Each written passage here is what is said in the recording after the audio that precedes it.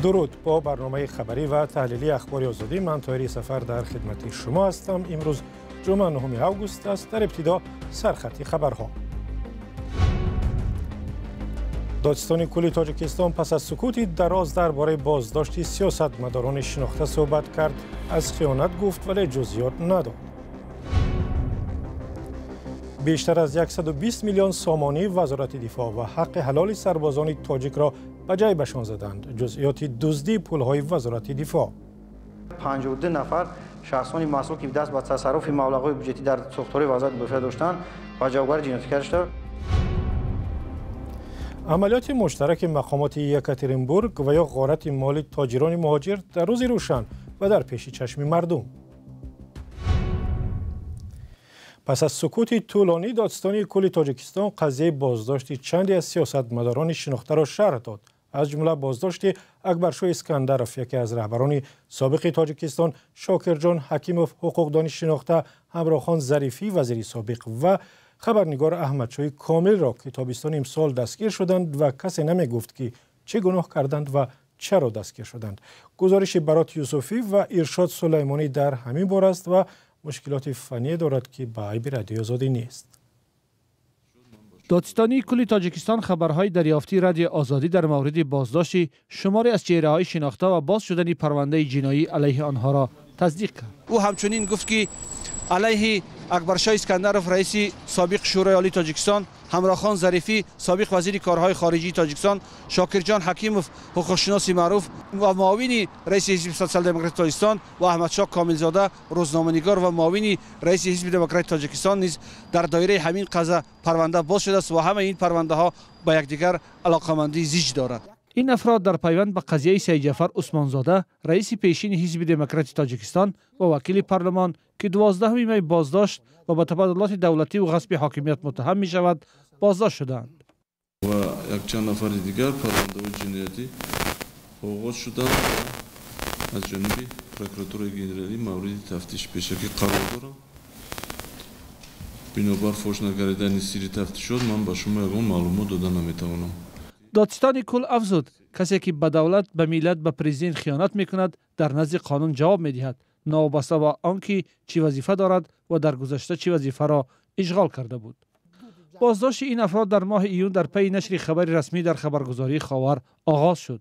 دادستانی روز 14 ایون خبر داد که سید جعفر عثمانزاده وکیل پارلمان و رهبر پیشین حزب دموکرات تاجیکستان که بیشتر به حمایت از حکومت نام برآورده بود، روز 12 ایون دستگیر شد.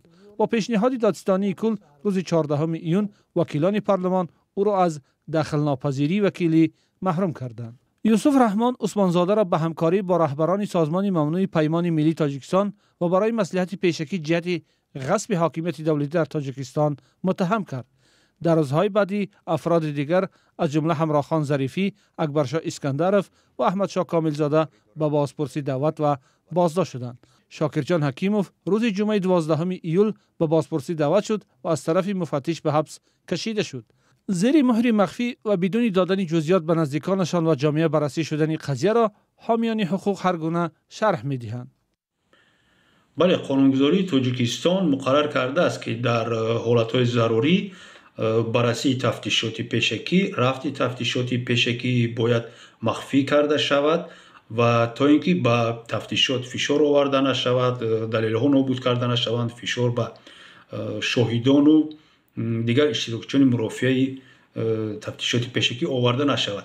ولی خیلی که ما میبینیم این تجربه را تاجیکستان، مقامات قدرتی تاجیکستان بیشتر و بیشتر استفاده میبرند و خودی بیشتر استفاده بردن چنین طرز رفت تفتیشات پیشکی علل خصوص نسبت محبوسان سیاسی، نسبت نزدیکان آنها، نسبت مخالفان سیاسی حکومت یک بار دیگر من را به آن باور میکناند که چنین پرونده ها ساخته و بافته هستند، یگان دلیل واقعی ندارند. هنوز نظر خود بازداشت شده ها، نزدیکان و وکیلان دفاع آنها در مورد گفته های دادستان کل معلوم نیست.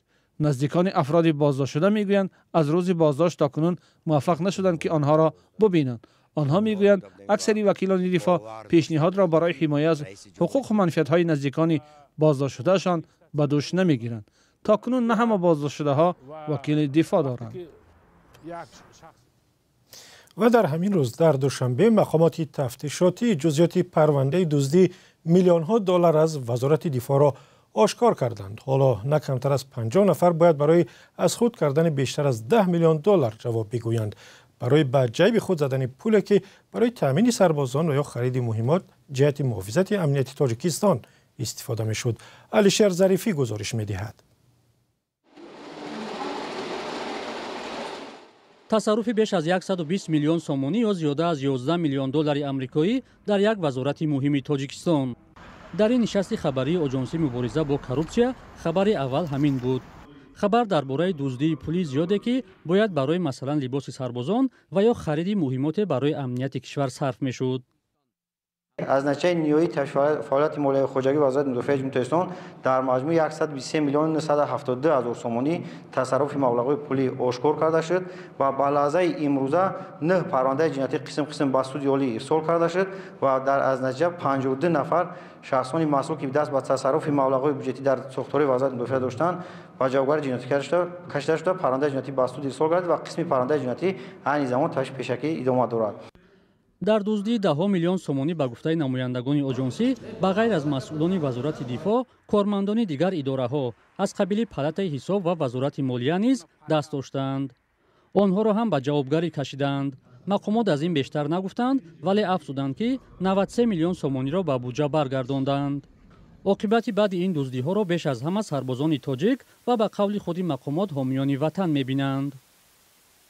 به طور داخلدار تامینات نشود. اگر بین سربازان البته برای دسترسی خوراک از هم مناقشه میشد، چون که بعضی پرونده های جنایی که ما اشتراک کردگی سربازای کهنسالارتر پیشتر رفتگی و یا همین سربازای جوان طلب میکنن که و یا با خوراک خرند مجبور میکنن، بعد مبلغ از و یا میگیرن برای خریداری، مجبور میکنن که مبلغ فرستادن برای موزه خرید. والدیناشون مبلغ می‌فرستن برای موزه خرید، برای لباس خرید. اگر میخواد دزدی شود تا آخر بودجه رفته نرسد، اگر تامینات داروواری هم کم میشه برای سربازان. از خود کردن میلیون ها سومونی وزارت دفاع را یک نمونه دیگری فساد و رشوه‌خوری در تاجیکستان می‌دانند که به قول مقامات در همه جا ریشه پهن کرده است. سازمان شفافیت بین الملل ماه ینور امسال با نشر گزارش شاخص درک فساد تاجیکستان را در میان 180 کشور در جایگاه 162 قرار داد که یکی از زینه‌های پایین‌ترین به حساب می‌رود.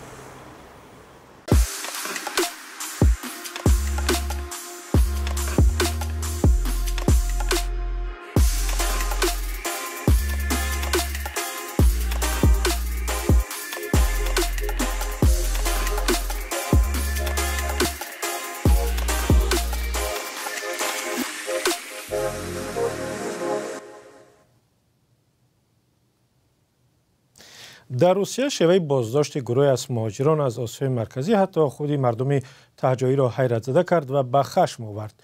اختیاریان یک سازمان ملتگرا که در بازداشت مهاجران تاجیک هم شرکت کردند بر راهگذران اجازه دادند مال و اموال مهاجران را غارت کنند. در این بین تعداد به حمایت مهاجران برخاستند. شعلای گلخواجه گزارش می‌دهد. باید زنها را مهمانداری کنیم. ما را فهمیدی؟ شما این میوه ها رو خریدید یا آنها گفتند که به پول گرفته می توانید؟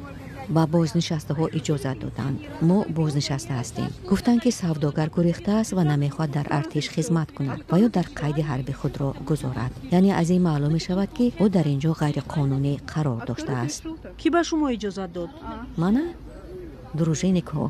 در شهر یکاترینبورگ روسیه کارمندان پلیس امرو با اعضای گروه دروژینیکو یا خود گروه‌های نیمه نظامی ملتگرایان محلی مهاجرانی را که به سودای میوه و سبزیجات مشغول بودند بازداشت کردند. بعد این اختیاریان از سازمان روسکای ابشینه و یا جمعیت روس‌ها به راهگذران اجازه دادند که محصولات این مهاجران را از رفاه غارت کنند. خواهشمند میوه بی پول کم نبود. در این بین خبرنگاران و چند از سوداگران روسی که در محل رید قرار داشتند تلاش کردند از غارت مال مهاجران دفاع کنند. نوارها از تاراج نمودن مال مهاجران بازداشت شده را شبکه‌های اجتماعی روسیه نشر کردند. پایگاه منطقوی 66 رو می نویسد تمام این مدت کارمندان پلیس در محل حادثه بودند و به غارت مال مهاجران هیچ دخالت نمی کردند. یکی از زنهایی که میوه ها را در خلطش می گذاشت گفت اگر دروژینیکو اجازت نمی دادند این کارا نمی کرد. گذشته از این زن افزود که پول میوه گرفته‌اش را دادنی نیست، زیرا به قبل او فروشندگان غیر قانونی سودا می کردند. به نوشته روزنامه‌نگار پایگاه A1 بعضی آدمان میوه و سبزیجات را با قوطی هایش می بردند. در همین حال زنهای سالخورده‌ای که در نزدیکی گل می‌فروختند کوشش کردند محصولات را از تاجران محافظت کنند. پس از چند به آنها یک ساکن محلی همراه شد. زمانی که فروشنده با پلیس صحبت می‌کرد او تربوز و خربوزه‌های بی‌نظارت را به ماشین صاحبش برد. من از روی انسانگری این مال را به ماشین میبرم. تقریبا همه مال را غارت کرده بردم. شما هم غارت نکنید. ما به ماشین صاحبش بار میکنیم.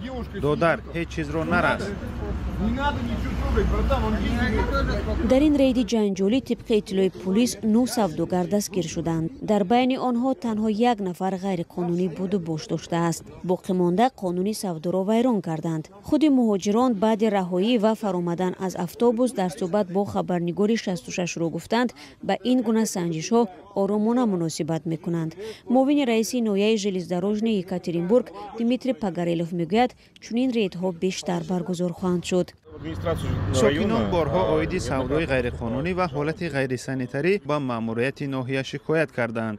ما برای جلوگیری از این قانونشکنی ها با کمیساریات حربی راسپوتربنادزور نظارت انداز رید میگذرانیم. نسبت همه پروتکل ها ترتیب داده شدند. حالا مسئله مصادره دلیل های شیعی را بررسی داریم. در همین حال ولادیمیر پوتین پرزیدنت روسیه زیر قانون امضا گذاشت که مهاجران در روسیه را از حقوق‌های اساسی سیاسی محروم نموده نظارت مأموری پلیس را از بالای آنها جاری می‌کند. نیروهای امنیتی می‌توانند در دلخواه وقت به منزل مهاجران آمده آنها را تفتیش کنند. شهروندان خارجی عهده‌دار می‌شوند که ایدئولوژی دولتی را درباره به اصطلاح مبارزه بر ضد ملت‌گرایی، ساخته‌کاری تاریخ و غیره رعایت کنند. در نوبت خود مرزبانان روسیه در صورت احساس خطر تهدید احتمالی به امنیت دولت می توانند مهاجر را اجازه ورود به این کشور ندهند. در قانون در بخش مهاجرت تدابیر علاوه‌ای برای تامین امنیت کشور وارد کرده شده است. از جمله مهلت بود و باش موقتی شهروندان از کشورهای بدون ویزا کم کرده می شود. طلبات رفتار شهروندان خارجی در قلمرو روسیه معین گردیده است. نسبت نفرانی که در روسیه غیر قانونی قرار دارند رژیم اخراج استفاده می شود. برای مهاجران قانونشکن فهرست مخصوص تشکیل می گردد. مهاجرانی که نامشان در فهرست مخصوص شامل می شود نمی توانند خانه یا ماشین بخرند، قرض بگیرند، با کسی عقد نکاح بندند و یا آزادانه در روسیه حرکت کنند. این و یک قطار محدودیت‌های دیگر بعد از 6 ماه نشر رسمی قانون اعتبار پیدا می کنند. اما مقررات درباره کاهش بود و باش بدون روادید از اول سال آینده به اجرا می درآید. ویکتور اسدین ورزشکار تاجیکستانی که زاده روسیه است در مسابقات گشتی آزاد در وزن تا 74 کیلو بر رقیبانش در المپیاد پیروز آمد و به مرحله نیمه نهایی راه یافت. او روز 9 آگوست در مرحله 1/8 نهایی رقیبش از یونان را با حساب 8-2 شکست داد و سپس در مرحله 4 نهایی لو فنگ گشتگیری چینی را به زمین زد و مایوس کرد. رقیب او در مرحله نیمه نهایی از ازبکستان رزمبک جمالوف است. ویکتور اسدین که زاده یاقوتستان روسیه می باشد ماه سپتامبر سال 2023 شهروندی تاجیکستان را هم به دست آورد و ماه فوریه سال 2024 قهرمان تاجیکستان در گشتی آزاد شد و قهرمان آسیا نیز هست.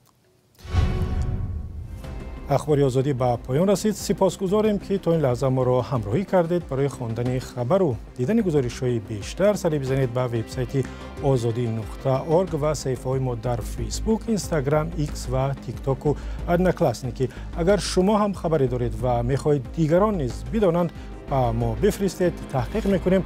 اگر درست بود نشر می‌شود. روزهای استراحت خوش داشته باشید.